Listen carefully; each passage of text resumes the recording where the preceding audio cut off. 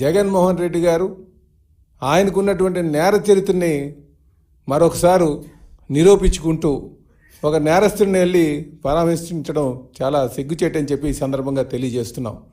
ఎందుకంటే నేను తెలుగుదేశం పార్టీ రాష్ట్ర అధ్యక్షుడిగా మాట్లాడుతున్నటువంటి మాటలు ఇవి. ఏ నాయకుడైనా సరే ఆదర్శంగా ఉండాలి, ప్రజలకు ఒక మెసేజ్ పాస్ చేయాలి, ఒక నమ్మకం చేకూర్చుకోవాల్సినటువంటి అవసరం ఉంది. కానీ ఈరోజు ఒక క్రిమినల్ని పరామర్శించడం చాలా దురదృష్టకరం అని చెప్పేసి ఈ సందర్భంగా మేము తెలియజేస్తూ, అలాగే ఇప్పటికైనా సరే ఒక పద్ధతిగా వెళ్ళాల్సినటువంటి అవసరం ఉంది. నాయకులంటే, రాజకీయ నాయకులంటే ఈరోజు సమాజంలో కొంత వ్యతిరేక భావం ప్రజల్లో ఉంది. ఎందుకంటే వీళ్ళు చెప్పేది ఒకటి చేసేది ఒకటని. ఎందుకంటే ఈరోజు జగన్మోహన్ రెడ్డి గారు చేసేటువంటి తీరు, మాకు ఆయన వెళ్ళేటువంటి తీరుని చూసిన తర్వాత నిజంగా ఎప్పటికీ కూడా ఈ వ్యక్తి మారడు, వీళ్ళు మళ్ళీ ప్రజలే బుద్ధి చెప్తారని చెప్పేసి ఈ సందర్భంగా తెలియజేస్తున్నాం. అయితే ఈరోజు ఆయన ఇంకో మాట కూడా అన్నారు, తెలుగుదేశం పార్టీ కేవలం వాళ్ళు ఇచ్చినటువంటి ఏదైతే హామీలు ఉన్నాయో హామీలతోనే గెలిచారు, మోసపూర్తికంగా వీళ్ళు మాట్లాడి గెలిచారని చెప్పేసి మేము ఈ సందర్భంగా తెలియజేస్తున్నాం.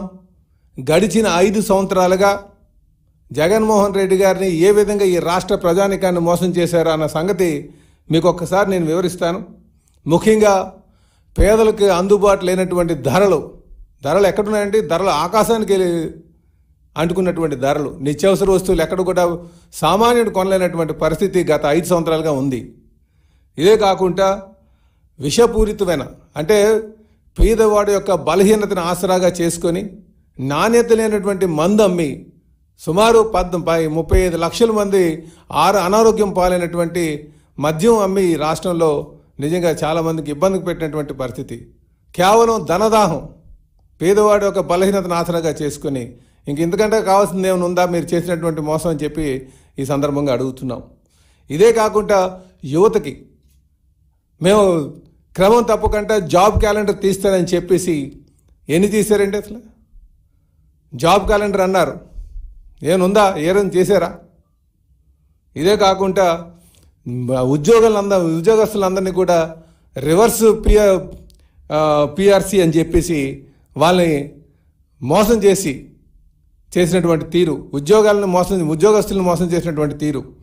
ఇదే కాకుండా డ్వాక్రా మహిళా రుణమాఫీ వాళ్ళకి ఎవరైతే అనుకూలంగా ఉన్నారో వారికి ఇచ్చి మిగతా వాళ్ళందరినీ కూడా ఇబ్బంది పెట్టినటువంటి పరిస్థితి.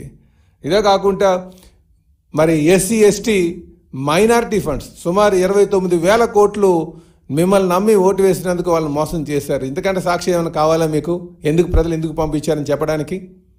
ఇదే కాకుండా అన్నా క్యాంటీన్లు మూసిపోయాడు, పేదవాడికి పట్టెడు అన్నం పెట్టేటువంటి అన్నా క్యాంటీన్లు. మేము ఆ రోజు కూడా చెప్పాం, మీకు అన్నా క్యాంటీన్ ఇష్టం లేకపోతే మీ తండ్రి గారి పేరు పెట్టుకొని రన్ చేయమని చెప్పేసి, కానీ మూయొద్దని చెప్పాం. పేదవాడికి పట్టెడు అన్నం పెట్టేటువంటి అన్నా క్యాంటీన్లు మూసివేశారు. ఇంతకంటే మీకు చెప్పాలా మీకు ఎందుకు ఇంటికి పంపించారని చెప్పడానికి? ఇంతకంటే సాక్షులు కావాలని అడుగుతున్నాం. ఇదే కాకుండా సుమారు 14 లక్షల ఎకరాలు ఎసైన్ భూములు కబ్జా చేసినటువంటి తీరు.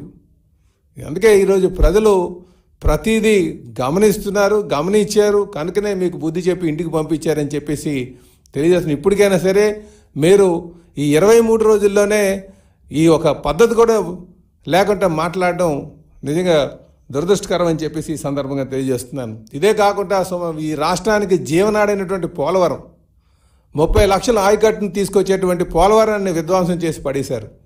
ఇది కేవలం పక్క రాష్ట్రాల ప్రయోజనాల కోసం, అందులో కాంట్రాక్టర్లు అందరినీ ఇబ్బంది పెడతాని కోసం. ఎంతమంది కాంట్రాక్టర్లు మీ తీరు వల్ల మరి ప్రాణాలు కోల్పోయారో ఒకసారి గమనించాల్సినటువంటి అవసరం ఉందని చెప్పి తెలియజేస్తున్నాను. నేను ఈ మీడియా ద్వారా ప్రధానికానికి తెలియజేస్తున్నా.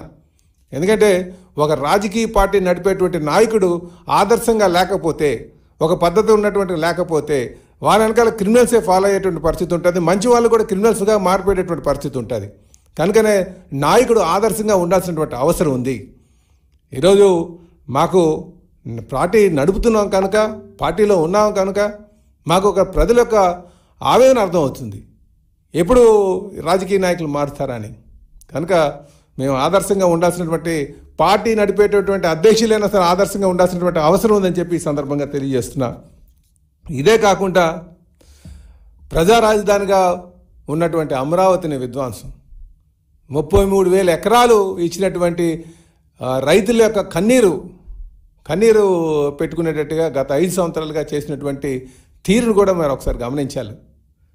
ఇప్పుడు మనం ప్రభుత్వాలు మారుతూ ఉంటాయి, కానీ విధానపరమైన నిర్ణయాలు ఏదైతే తీసుకున్నావో దాన్ని గౌరవించాల్సినటువంటి అవసరం ఉంది.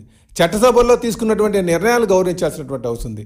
ఆ రోజు అమరావతి కోసం 33,000 ఎకరాలు ఉంటే సరిపోతుంది, మేము పూర్తి మద్దతు ఇస్తామన్నటువంటి వ్యక్తి తీరా అధికారంకి వచ్చిన తర్వాత రైతులందరినీ ఇబ్బంది పాలు చేసి అమరావతిని విధ్వంసం చేసినటువంటి తీరు ఇవన్నీ ప్రజలు గమనించలేదనుకున్నారా? ప్రజలందరూ గమనించారు కనుకనే మిమ్మల్ని ఈరోజు ఇంట్లోకి పంపించారన్న సంగతి మీరు గమనించాలి, మీరు తెలుసుకోవాలని చెప్పి ఈ సందర్భంగా తెలియజేస్తున్నాను. అలాగే విశాఖపట్నాన్ని